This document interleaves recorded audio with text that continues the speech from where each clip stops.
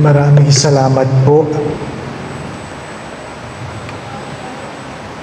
Ang tema po na ibinigay, nakikinig, nagninilay, at kaagapay ng mga dukha sa paglalakbay. Ito po ang tema ng inyong piyesta sa taong ito. Ano po?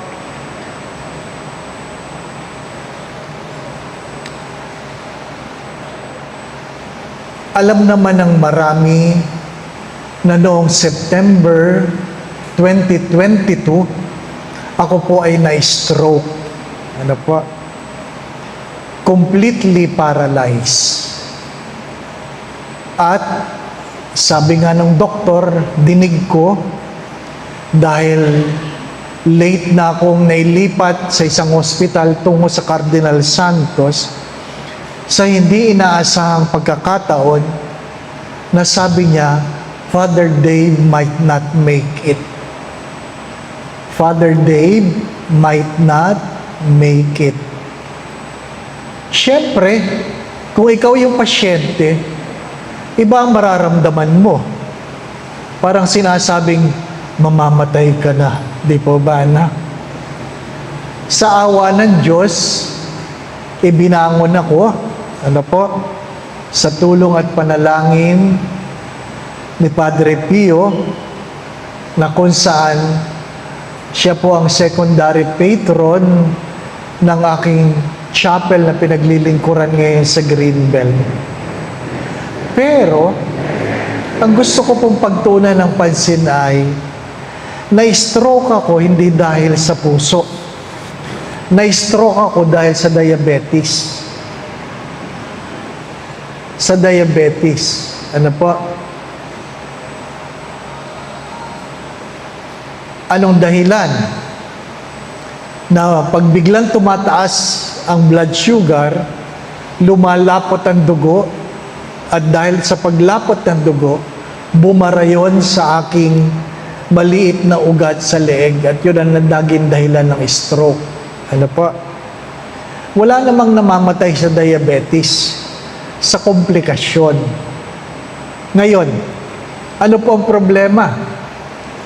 Ang problema, tuwing nagmimisa ako, at ako ay umiinom ng alak, kahit gano'ng kaunti, tumataas ang blood sugar ko.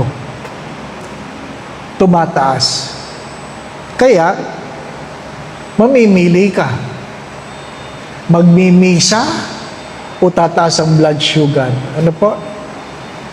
Siyempre, dahil ako ay pari, pinipili ko magmisa kahit na tumataas ang blood sugar. Well, sadyang may kanya-kanya tayong pinagdadaanan sa buhay. Sadyang may kanya-kanya tayong pagsubok. Hanggang kailan, hindi ko alam.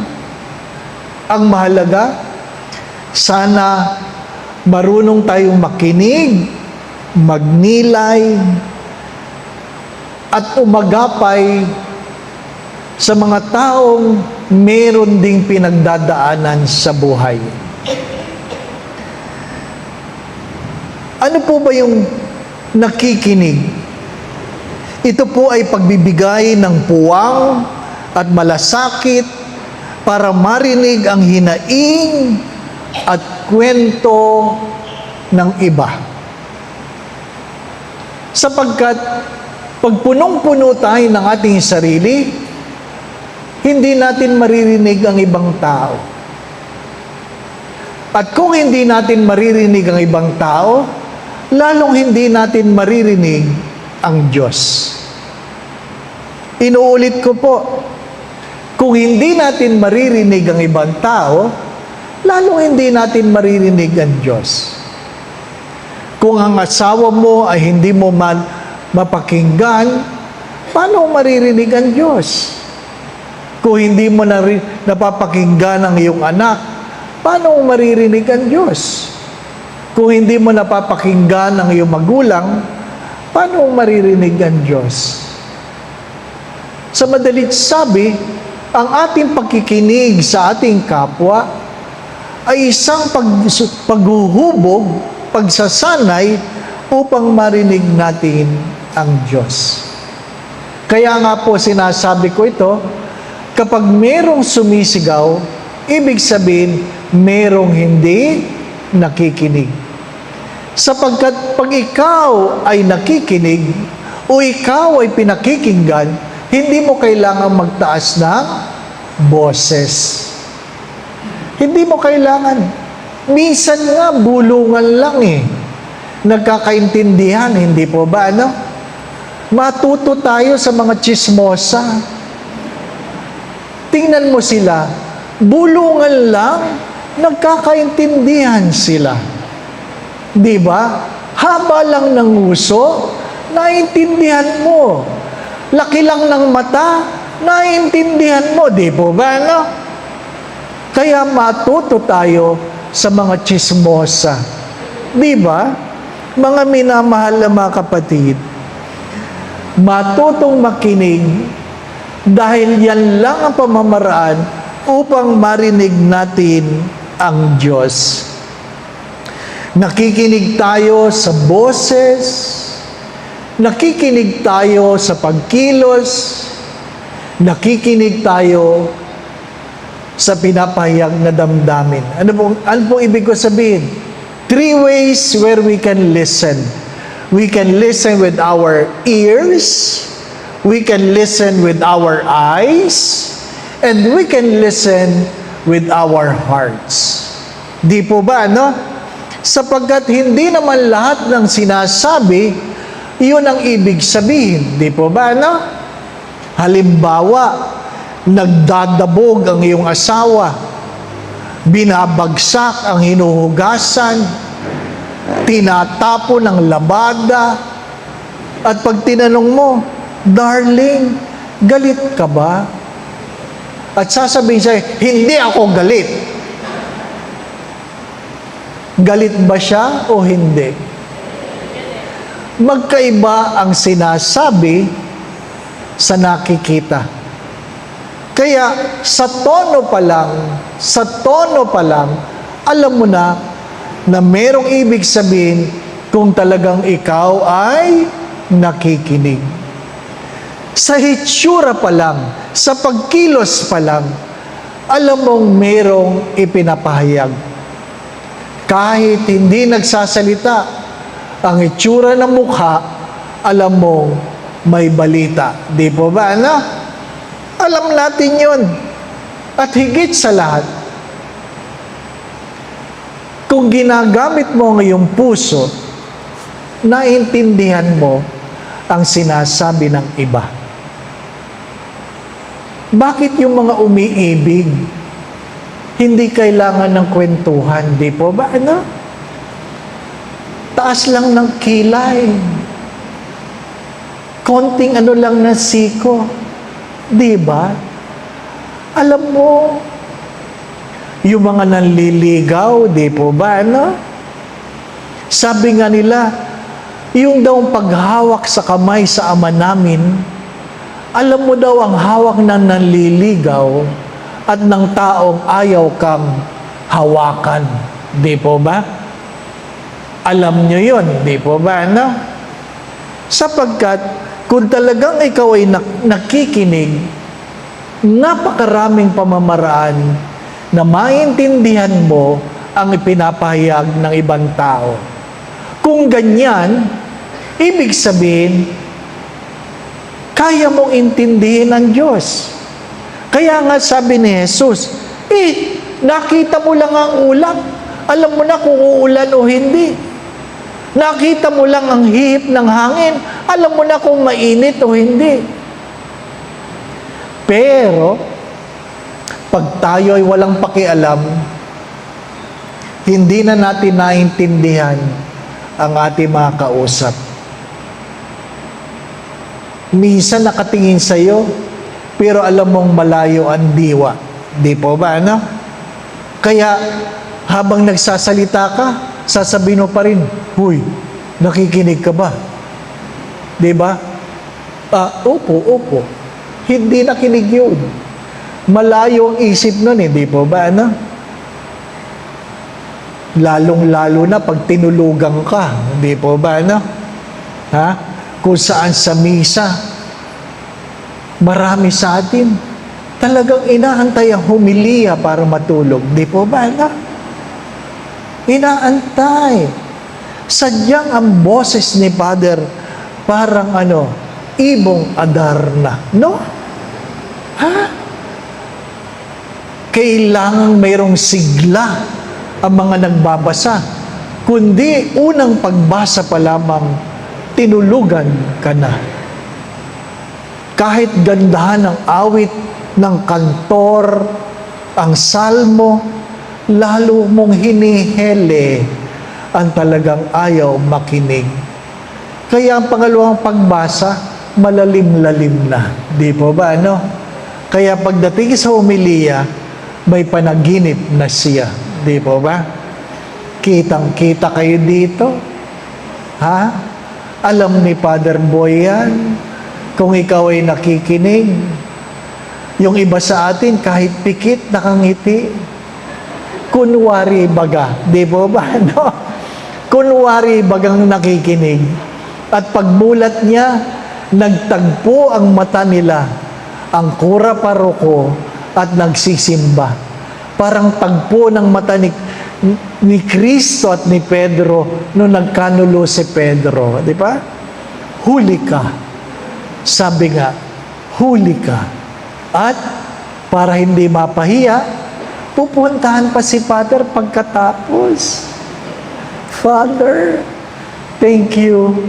Ang ganda ng homily mo. Di ba, Uy, marami sa inyo nagsasabi niya. Kaya sabi ni Father, ano sinabi kong maganda? Basta.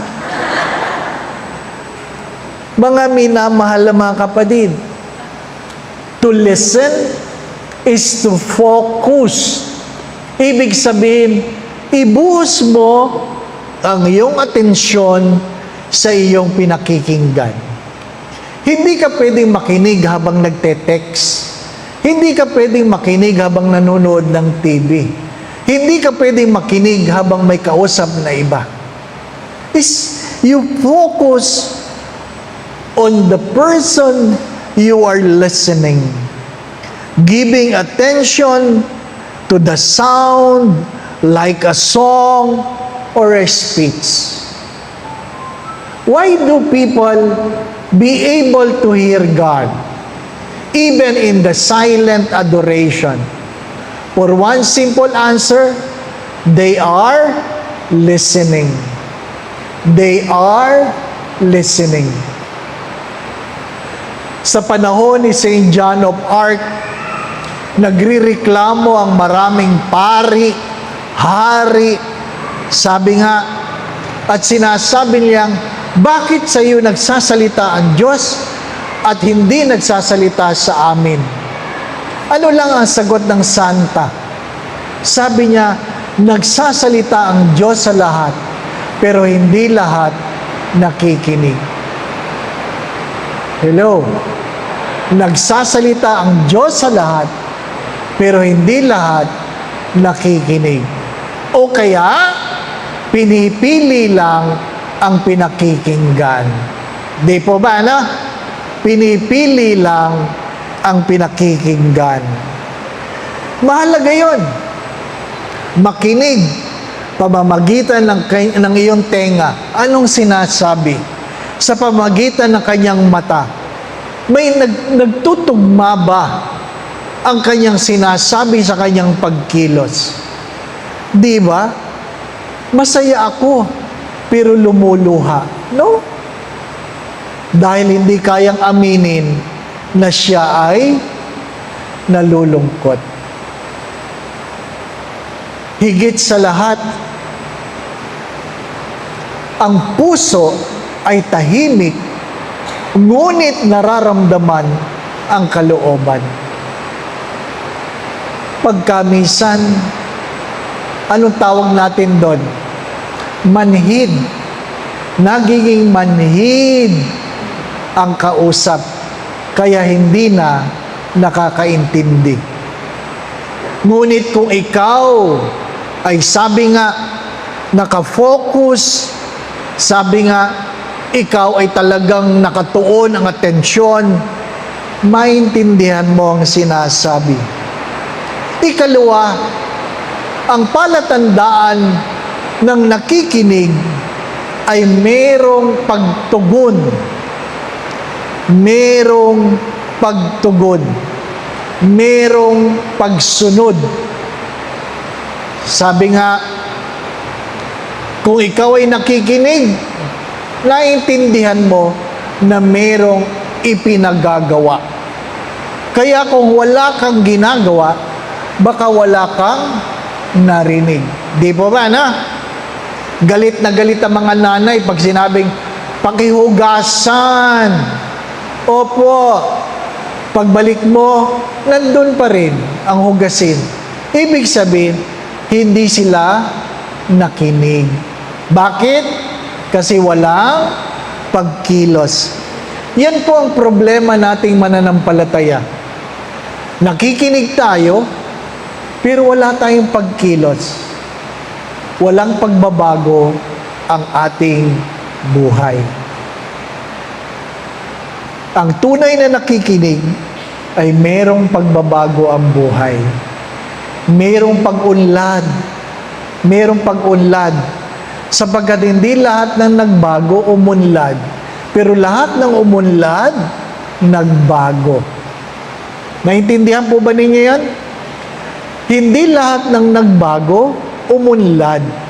Pero lahat ng umunlad, nagbago. Ano ibig sabihin? Dati late, ngayon nagbago, absent na. Hindi umunlad, di po ba? Ano? Dati,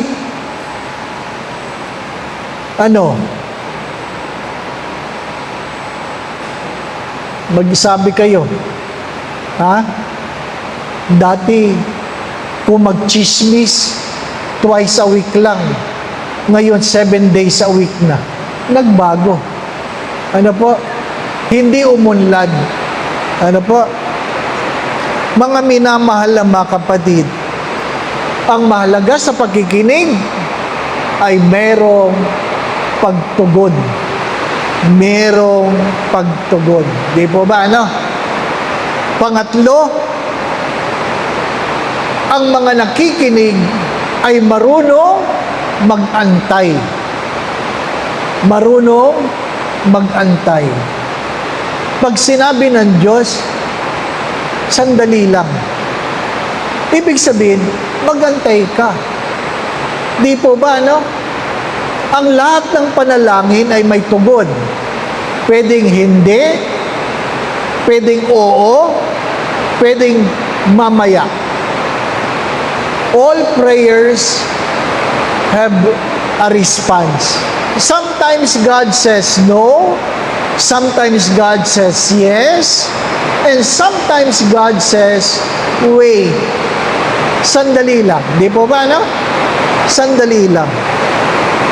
Mga minamahal na mga kapatid, stay focused. It entails obedience. And third, listening has the willingness to wait. Makinig. Inaanyayahan tayong makinig. Bakit si San Roque, nalaman niya na siya ay tinatawag ng Diyos para pagalingin ang mga may sakit? Sa simpleng sagot, nakinig siya sa Diyos. Nakinig sa Diyos. Parang tumutulo. Tumutulo po ba? Lipat kayo, lipat. May angge. Opo. Huwag kayong mag-alala pag umuulan lang yan. Opo. Lipat na lang.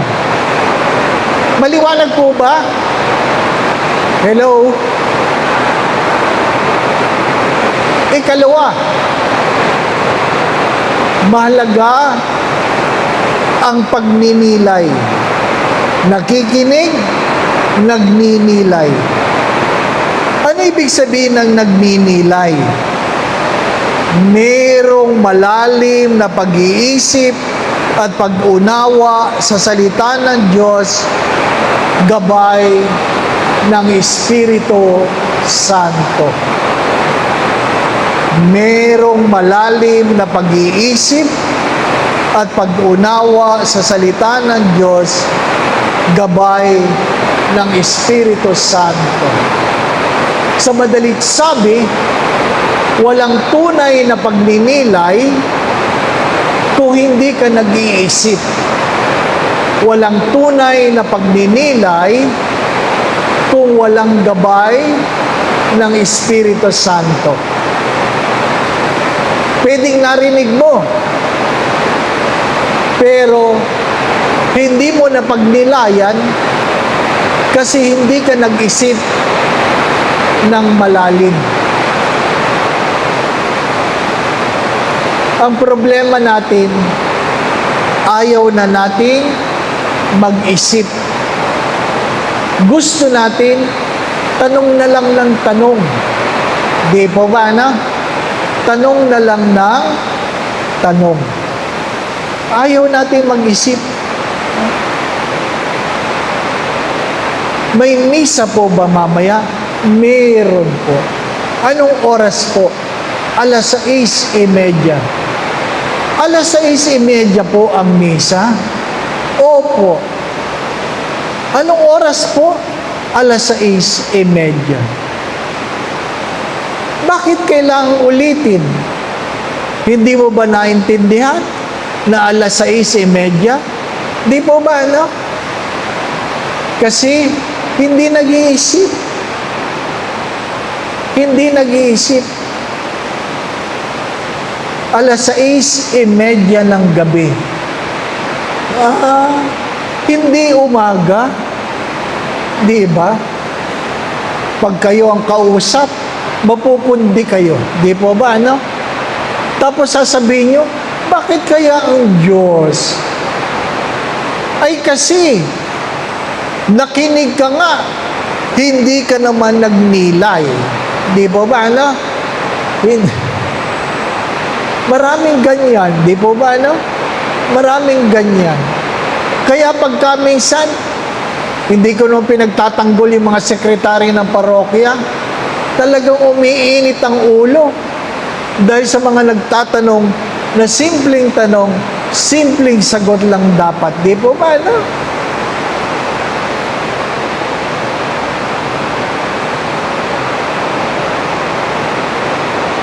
Lalo na pag si Father, di ba ba, no? Ang hirap. Di ba, no? Ang hirap. Father, kayo po ba magmimisa? Opo. Mamayang gabi po? Opo. Hindi po sa umaga? Mamayang gabi nga po. Gabi lang? Opo. Bakit hindi sa umaga? Gabi nga eh. Hindi po ba, no? Di ba? Minsan, ayaw nating mag-isip. At dahil hindi tayo nag-iisip, hindi tayo nakakapag-nilay. Naintindihan po ninyo?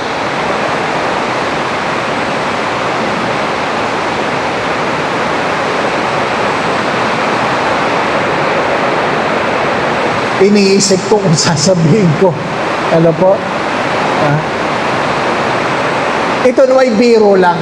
Ano po? Sabi,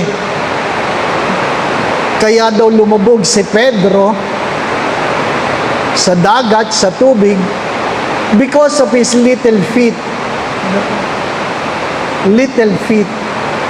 Sabi, little feet? Little faith. Magkaiba yun. Di po ba, no? May sabi, kung malaki pala ang paa, hindi pala lulubog. Kasi hindi nag-iisip. Di po ba, no? Little faith, hindi little feet. Di po ba, no? Mga minamahal na mga kapatid. Pero tayo, ganun tayo, di po ba, no? Huwag hawakan, basa ang pintura. Hahawakan pa rin. Ay, basa nga. Di po ba, no? Huwag dumaan dito, madulas. Doon pa rin dumadaan, nadulas. Ay! Bakit? Nakasabi ng huwag dumaan, madulas eh, di po ba, no? Hindi nagninilay. Di ba? Kumain ka ng itlog. Siyempre, alisin mo ang balat, di po ba, no? Pero yung iba, tinatanong pa, paano kainin ito? Ha? Ngayon ka lang ba nakakita ng itlog na nilaga? Na kailangan mo itanong paano kainin ang itlog? Mga minamahal na mga kapatid, ang ibig sabihin ng pagninilay ay mag-isip-isip ng mas malalim. Di po ba, no? Mag-isip-isip ng mas malalim. Mga minamahal, sabi nga ng mga santo, tulad ni San Ignacio ng Loyola, tulad ni Saint John of the Cross, tulad ni Santa Teresa ng Avila, sabi nila, walang paglago sa pananampalataya kung walang kapasidad makapagnilay. Walang kapasidad na makapagnilay. Kaya pag tayo'y nag-iisip, nag-uusap, bago sumagot, magnilay muna. Alam po ninyo, mas magiging mapayapa tayo kung bago sumagot, magnilay muna. Nakakalimutan natin ito. Kasi, tinuruan tayo nung tayo elementary, how to read, how to write, di ba, no? Read and write. Sabi nung isa pa, Father, ano yun? Arithmetic. Arithmetic. Ha? Read, write, and arithmetic daw. Para daw magkwenta. Pero, hindi tayo tinuruang makinig, no? Naalala niyo ba yan? Nung tayo elementary, palaging recitation. Palaging reading. Di po ba, no? Pero walang listening. Kaya yung mga bata, marami sa kanila, hindi marunong makinig. Sana ibalik natin, turuan, di po ba, no? Why do we spend silence during Eucharistic celebration? Moment of silence are very important. Because in those moments of silence, God speaks. You can never listen if you fail. You can never understand if you fail to listen and try to discern what you have heard. Nakikinig, nagninilay. Pangatlo, kaakgapay ng mga dukha. Mga minamahal na mga kapatid, sana naintindihan ninyo ito, na ang dukha ay hindi naman yung mga pulubi sa kalsada. When the church speaks of poor, we talk about the least, the lost, and the last. The least, the lost, and the last. Mga dukha. Hindi lahat ng mahirap, dukha. Kailangan nyo maintindihan yun. Hindi lahat ng mahirap, dukha. At hindi tungkulin ng simbahan na mga dukha ay gawing mayaman. Hello? Kailangan nating maintindihan ito. Hindi obligasyon ng simbahan na ang mahihirap ay gawing mayaman. Kasi pagka minsan ang pag-iisip natin, pagtutulungan ng mga dukha, gagawin natin silang mayaman. Hindi. Hindi. Naalala nyo, mayroong kandidato, pag ako'y binoto ninyo, mawawala ang mahirap. Natandaan niyo ba yun?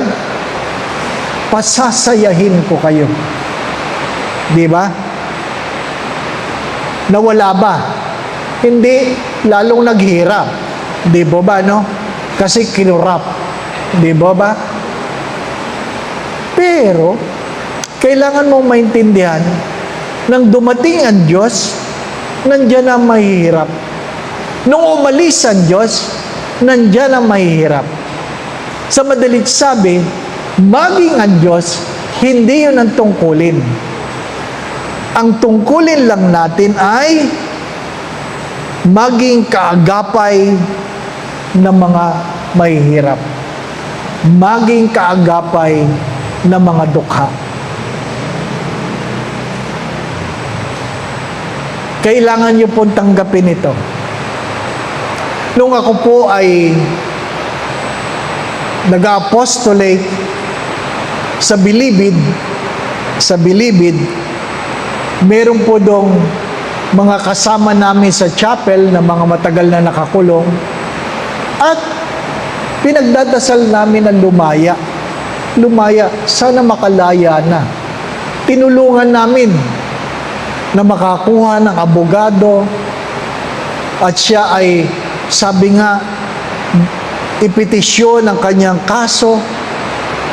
Sa awa ng Diyos, pagkatapos ng ilang buwan, sabi niya, brother, hindi pa po ako pare nun, brother, lalaya na ako. Tuwan-tuwa ako. Siyempre, ikaw ang nagdasal eh.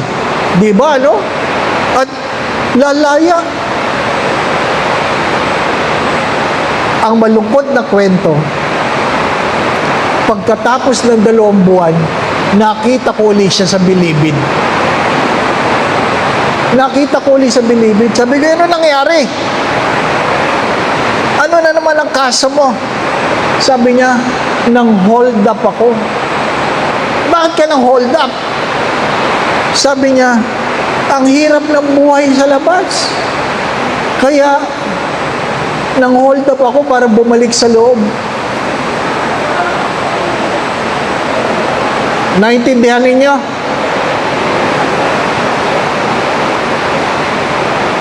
May mga taong kahit buksan mo ang pinto ng selda, hindi talaga lalabas. Hello? Kaya, kahit anong tulong natin, may magagalit. Kahit anong tulong natin, talagang hindi sila matutulungan. Kasi, parang kampante na sila sa sarili nilang pagkakakulong. Nung ako po ay kura paroko sa Santa Mesa, tinulungan po namin yung mga squatter sa tabi ng creek.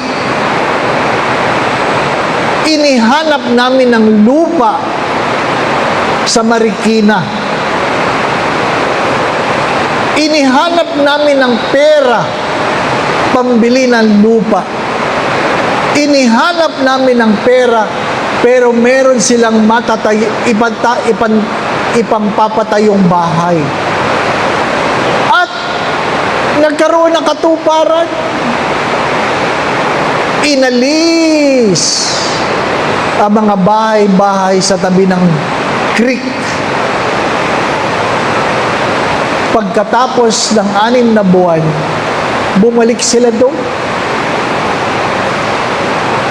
Ang malungkot na kwento, yung aming ibinigay na bahay at lupa na ibenta nila. At bumalik sila sa tabi ng creek. Ang sagot ay, mahirap ang buhay doon, Father. Ano ibig ko sabihin? May mga taong sadyang ayaw lumakad. Na kahit anong akay mo, ayaw talagang lumakad. May mga taong sadyang ayaw bumangon. Di po ba, no? May mga taong sadyang ayaw magtrabaho. Ang tanong ay, pababayaan ba natin sila? Hindi. Hindi. Kailangan nating umagapay sa kanila. Ang pag-agapay ay pagkilos ng may pagmamahal at pag-alalay sa mga mahihirap sa kanilang pang-araw-araw na paglalakbay sa buhay. Mga minamahal na mga kapatid,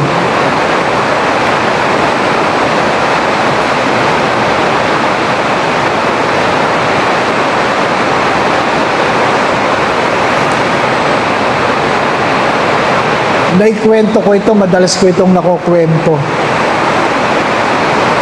Kasi, na-assign ako sa isang lugar na kung saan ang tawag doon ay pugad baboy. Pugad baboy. Hindi comics yun. Lugar talaga yun. Pugad baboy sa bagong baryo ng Caloocan.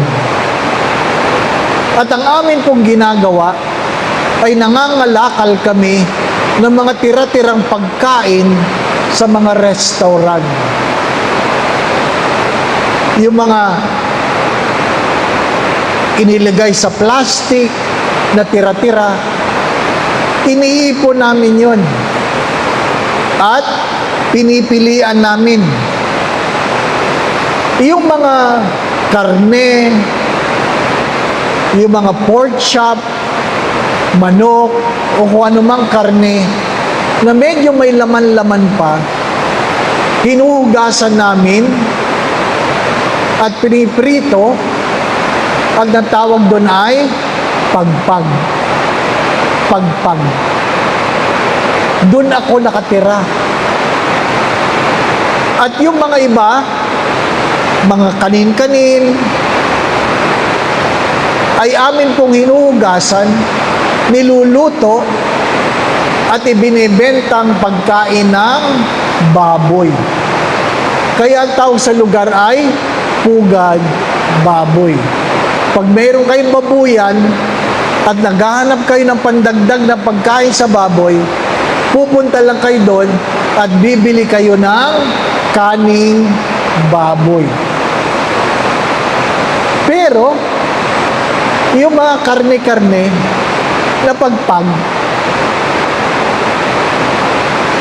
pag naluto na, pag natosta na, parehas din ang lasa. Huwag mo na lang iisipin na nakuha mo sa basura. Di po ba, no? At dahil nalaman ng aking spiritual director, dinagdagan niya yung aking baon pag nagpupunta ako sa apostolate. Sabi niya, huwag kang kakain nun ha, huwag kang kakain. Pero, nakakahiya naman na pagdating ko, kakainin ko lang yung baong ko at sila ay hindi. So, di ko matiis. Pagdating ko, ibibigay ko na lahat ng dilata, lahat ng bigas, para minsan, meron silang makain na hindi pagpag. At, pag kinain namin, kakain na rin ako ng husto. Kasi alam kong yun ang huli kong kaing maayos. Di ba ba, no? Ngayon, minsan akong dumating, may bagong saing at mayroong parang corned beef. Ibig sabihin nun, malaki ang kinita kagabi. Malaki ang kinita kagabi. Kaya, nung sinabing, Kuya, kain ka, di kain ako. Kanin, corned beef, pero pag subo ko, hindi lasang corned beef. Yun ang problema. Hindi lasang corned beef. Ay nasa bibig mo na. Naglalaro ay ang isip mo. Ano kaya ito? Gusto mong lunukin, ayaw talaga sumama.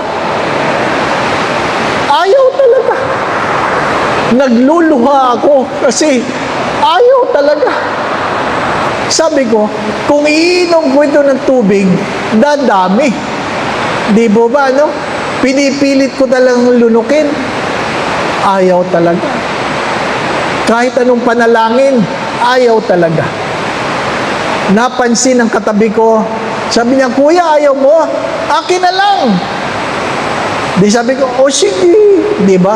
At least, yung laman na lang ng bibig ang poproblemahin ko. Di ba, no? Naubos na lang niya, hindi ko pa nalulunok. Ayaw talaga. Kasi, iba yung takbo ng yung utak mo. Kaya, kunwari, nagmumug ako. At niluwa ko na lang. Di ba, no? Patawarin ako. Hindi kaya eh. Di ba?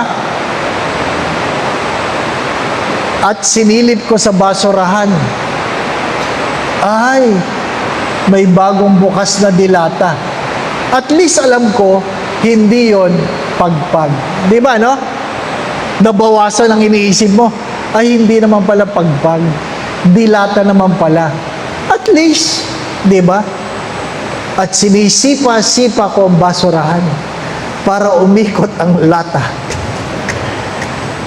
At nakita ko, meat chunks.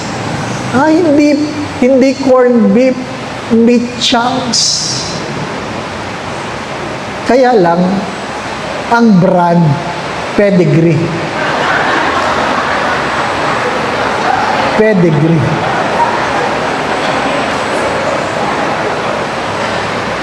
Kaibigan ko may-ari ng animal house. Sabi ko, Dok, nakakain ako. Sabi niya, huwag kang maglala, tinitikman namin yan. Diba? Mga minamahal na mga kapatid, palagi ko ito tinatanong, pinagpapasalamat mo ba ang iyong kinakain? Naintindihan mo ba na hindi lahat ng kumakain maayos ang kinakain? Na ang mga anak ay madaling magreklamo dahil hindi nila gusto ang kanilang kakainin. Di po ba, no? Ano ibig sabihin ng pag-agapay? I walk with them. Hindi ko naman sila pwedeng hanguin sa kinilalagyan. At least, kaya ko maglakbay kasama nila. Di po ba? Anong hinihingi ng Diyos sa inyo? Yun ang challenge. Anong hinihingi ng Diyos sa inyo? Sinong ayaw niyong pakinggan? Ano ang hindi mo maintindihan? Ano o sino ang gusto ng Diyos na ikaw ay umagapay? Meron bang may sakit sa inyo? Ang hinihingi lang ng Diyos ay konting pag-unawa. Meron ka bang kapatid na naghihikaos, na humingi ng konting tulong? Mga minamahal na mga kapatid, ang problema natin ay masaya tayong nagsisimba, pero nakakalimot tayong umagapay sa dukha na kasama natin sa sarili nating bahay. Inuulit ko, hindi lahat ng mahirap ay dukha. Sapagkat minsan, ang anak mo ay dukha dahil hindi mo pinapakinggan, hindi mo inaagapayan, at hindi mo naintindihan. Ang asawa mo ay pwedeng dukha. Ang kapatid mo ay pwedeng dukha. Maari ang katabi mo ay isang dukha na hindi mo napapansin. Mga kasama natin sa organisasyon, nakangiti, ngunit dukha. Sino ang mga dukha, mga minamahal na mga kapatid? Ang pag-agapay, sabi nga, ay tumutulong sa tao para sila ay lumago sa kanilang pangangatawan, pag-iisip, lalong-lalo na sa kanilang spiritual. Palagi ko itong sinasabi. Ay tito rin ang sabi ni Mother Teresa ng Calcutta, hindi mo naman kailangan tulungan ang lahat, pero at least tumulong ka kahit isa. Hello? Hindi mo kailangan tulungan lahat, pero at least tumulong ka kahit isa.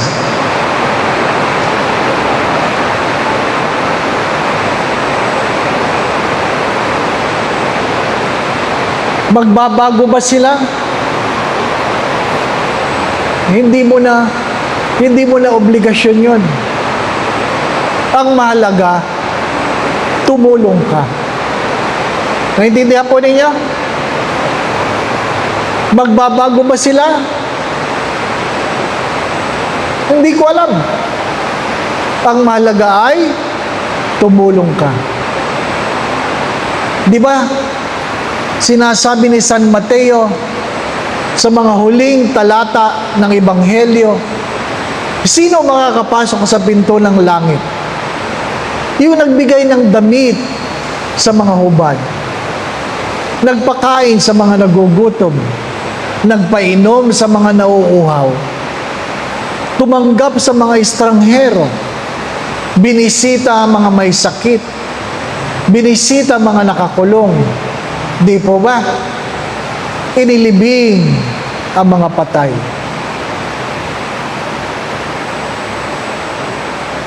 Ang malungkot na kwento ay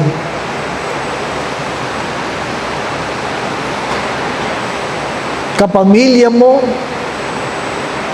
nagiging hubad. Kapamilya mo nagugutom. Kapamilya mo nauuhaw. Kapamilya mo, hindi mo kilala. Dahil itinatakwil, dala ng karanasan. Di po ba, no?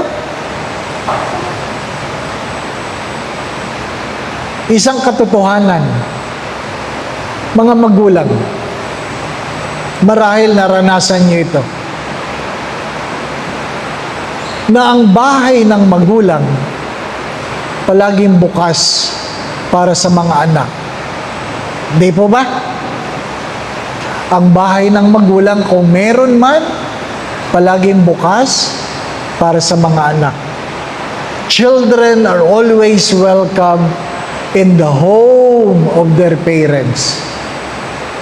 Pero, ang malaking pero ay ano, hindi lahat ng magulang ay tanggap ng mga anak.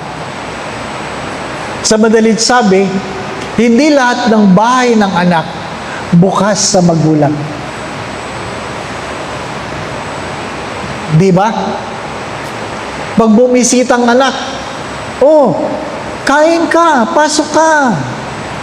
Di ba? Pero minsan, pag dumadating ang magulang sa anak, yung anak ang nagsasabi, bakit andito yan? Ano na naman ang kailangan yan?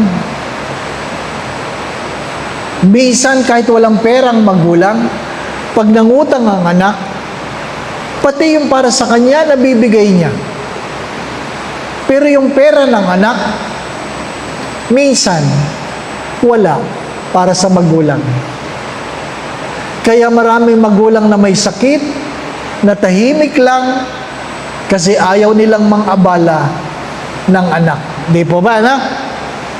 Magulang mo, ginawa mong estranghero sa sarili mong pamilya.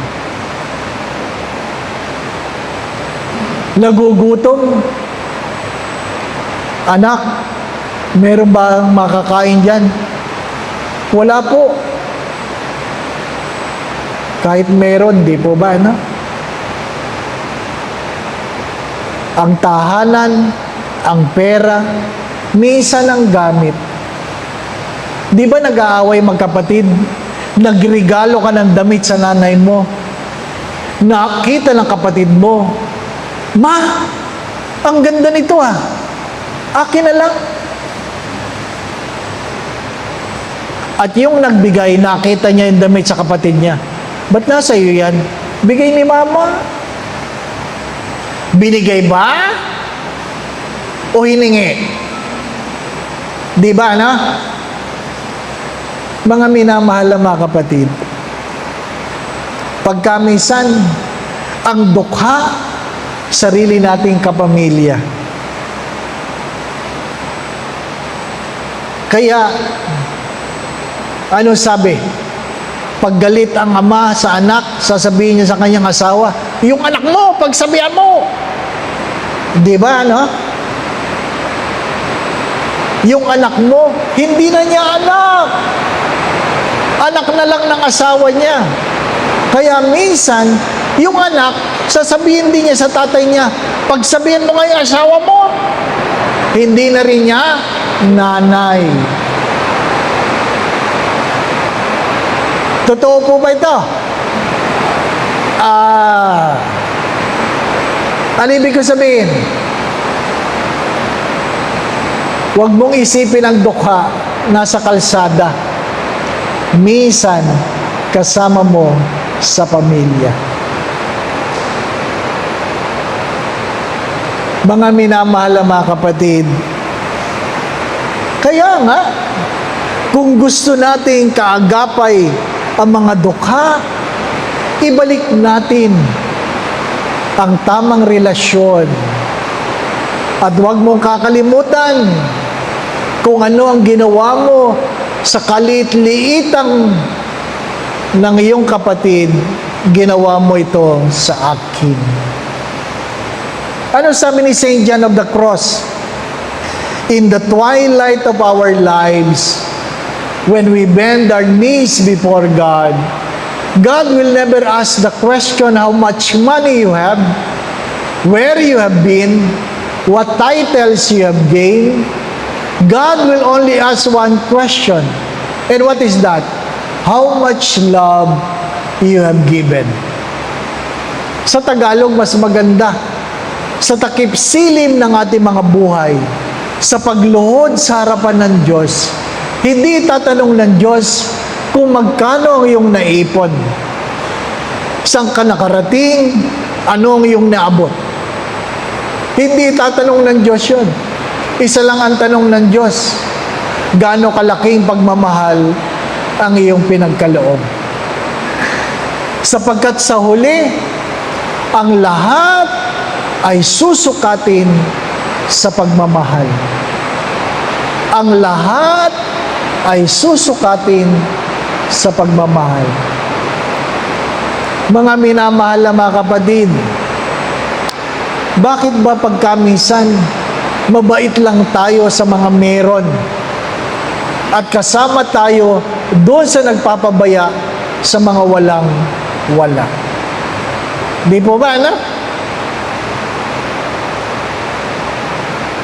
Maiksi lang ang buhay. Kung inyong napapakinggan at kung inyong pagninilayan, hindi mahirap umagapay sa mga nangangailangan. Makinig. Learn to listen. Learn to discern. Mag-isip. Mag-isip. At pag nagawa natin ito, madaling umagapay sa mga nangangailangan. Sapagkat hindi lahat ng mahirap nangangailangan. Ang nangangailangan lamang ay dukha. Dukha na pwedeng mayaman, ngunit napapabayaan. Mga minamahal na mga kapatid, sino ang mga dukha sa buhay mo? Sino ang sinasabi ng Diyos, tingnan mo naman, pakinggan mo naman. Kaya nga si San Roque, alam niya naman na mahirap magkasakit. Pero, umagapay siya sa mga dukha. Ang mga dukha ng panahon na yon ay ang mga biktima ng peste. Pwede naman siyang umalis. Pwede naman niyang iwanan yan. Pero nakinig siya. Nag-isip siya. Kaya nagawa niyang umagapay. Ang hamon para sa bawat isa ay tularan ang ating patron. Magagawa lang natin yan tulad ng sinabi ko kanina sa misa, manalangin at matutong manalig. Manalangin at matutong manalig. Sapagkat hindi naman hihingin sa iyo ng Diyos kung wala ka talagang ibibigay. Tandaan nyo yan. Hindi hihingin sa iyo ng Diyos ang mga bagay na wala ka naman talagang ibibigay. Pag merong hiningi, ibig sabihin, merong kanyan sapagkat binigyan kanya. Hello? Huwag niyong kakalimutan ito. Pag may hiningi ang Diyos, ibig sabihin, meron kanyan. Bakit alam niyang meron kanyan? Kasi siyang nagbigay sa iyo. 9:00 na. Gabi na. Sa ngalan ng Ama at ng Anak at ng Espiritu Santo, mag-uukol tayo ng ilang saglit na katahimikan at kayo ay aking inaanyayahan na kayo mismo humingi sa Diyos ng inyong mga pangangailangan.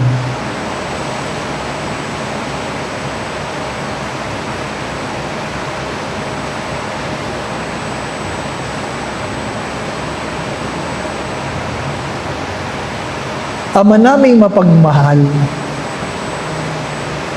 maraming salamat sa biyaya na pinagkaloob mo sa amin. Biyaya na nagdudulot sa amin ng lakas, katatagan ng buhay at pag-asa. Sa gitna ng mga pagsubok at problema, salamat po sa iyong pag-agapay at patuloy na pagpapadama na hindi mo kami pinapabayaan. Panginoon, kilala mo ang bawat isa na naririto na sa gitna ng malakas na pagbagsak ng ulan, narito sila. Panginoon, huwag mo pong pagdamutan na sila ay buhusan mo ng iyong pagpapala.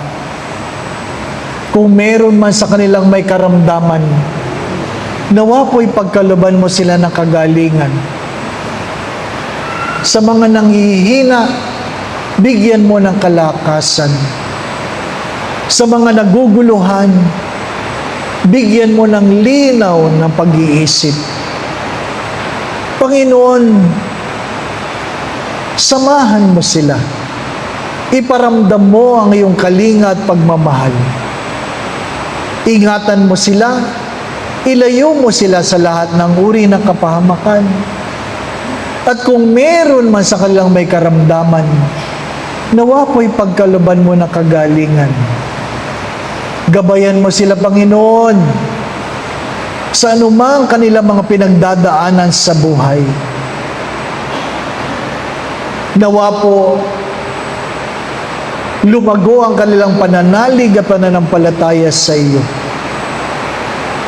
Nawa po ang kanilang mga pamilya saan man naroroon. Paghipuin mo, pagharian mo ng pagmamahalan, pagkakaisa, pagkakasundo-sundo. Kung meron mang hidwaan ng mag-asawa, ang mag-anak, pagkasunduin mo, Panginoon. Pagkaluban mo sila ng kapayapaan, kasayahan,